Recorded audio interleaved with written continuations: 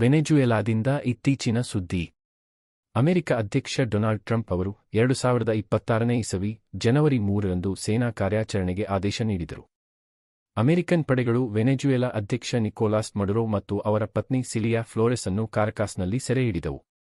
ಅವರು ನ್ಯೂಯಾರ್ಕ್ ನ್ಯಾಯಾಲಯದಲ್ಲಿ ಮಾದಕ ವ್ಯಾಪಾರ ಮತ್ತು ನಾರ್ಕೋ ಟೆರರಿಸಂ ಆರೋಪಗಳನ್ನು ಎದುರಿಸುತ್ತಿದ್ದಾರೆ.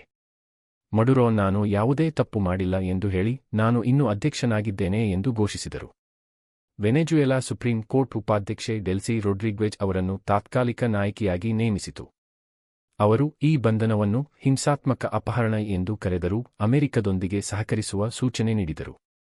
ವಿರೋಧ ಪಕ್ಷದ ನಾಯಕ ಎಡ್ಮುಂಡೋ ಗಾನ್ಸಾಲೆಸ್ ವೆನೆಜುವೆಲಾ ಅಧ್ಯಕ್ಷ ಜಗತ್ತನ್ನೇ ಬೆಚ್ಚಿಬೀಳಿಸಿದ ಮಿಲಿಟರಿ ಆಪರೇಷನ್. ನಮಸ್ಕಾರ. ಇವತ್ತಿನ ಪ್ರಮುಖ ಅಂತಾರಾಷ್ಟ್ರೀಯ ಸುದ್ದಿಯೆಂದರೆ ವೆನೆಜುವೆಲಾದ ರಾಜಕೀಯ ಬಿಕ್ಕಟ್ಟು. ದಶಕಗಳ ಕಾಲ ಅಧಿಕಾರದಲ್ಲಿದ್ದ ನಿಕೋಲಸ್ ಮಡುರೋ ಈಗ ಅಮೆರಿಕದ ಜೈಲು ಪಾಲಾಗಿದ್ದಾರೆ.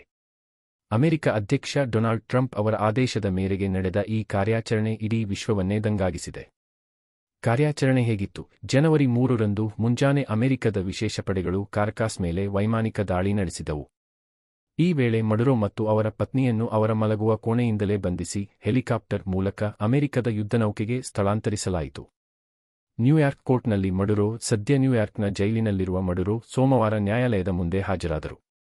ನಾನು ನಿರ್ದೋಷಿ, ನನ್ನನ್ನು ಅಪಹರಿಸಲಾಗಿದೆ ಎಂದು ಅವರು ನ್ಯಾಯಾಧೀಶರ ಮುಂದೆ ವಾದಿಸಿದ್ದಾರೆ. ದೇಶದ ಸ್ಥಿತಿ. ಮಡುರೋ ಬಂಧನದ ನಂತರ ವೆನೆಜುವೆಲಾದಲ್ಲಿ ಉಪಾಧ್ಯಕ್ಷೆ ಡೆಲ್ಸಿ ರೊಡ್ರಿಗಸ್ ಅವರು ಹಂಗಾಮಿ ಜವಾಬ್ದಾರಿ ವಹಿಸಿಕೊಂಡಿದ್ದಾರೆ. ಆದರೆ ಅಮೆರಿಕವು ವಿರೋಧ ಪಕ್ಷದ ನಾಯಕ ಎಡ್ಮಂಡೋ ಗೊಂಜಾಲೆಜ್ ಅವರನ್ನು ಬೆಂಬಲಿಸುವ ಸಾಧ್ಯತೆಯಿದೆ. ಮಡುರೋ ಅವರ ಮುಂದಿನ ವಿಚಾರಣೆ ಮಾರ್ಚ್ 17ಕ್ಕೆ ನಿಗದಿಯಾಗಿದೆ.